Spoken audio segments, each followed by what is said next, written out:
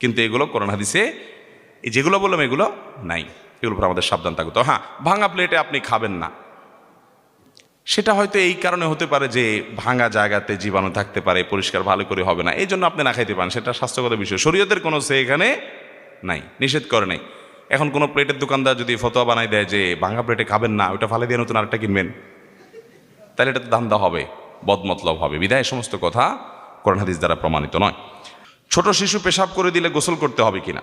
ছোট শিশু যদি কোনো কাপড় চোপড়ে পেশাব করে দেয়, তাহলে সেই কাপড় যেই জায়গা লেগেছে ওই জায়গা আপনি ধুয়ে ফেলবেন। আপনার কোলে পেশাব করছে, রানে পেশাব লাগছে, তাহলে রানটা ধুয়ে ফেলবেন, বাস, পাক হয়ে গেল।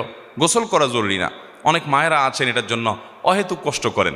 শীতের দিন বাচ্চা দিছে কোলে পেশাব করে, এবার ভদ্রমহিলা আগাগোড়া পুরা শরীর উনি ধোয়ার জন্য ঠান্ডা পানি দিয়ে চলে যান। না, আপনাকে ইসলাম এত কষ্ট করতে দেয় নাই, অতএব এত কষ্ট আপনি করতে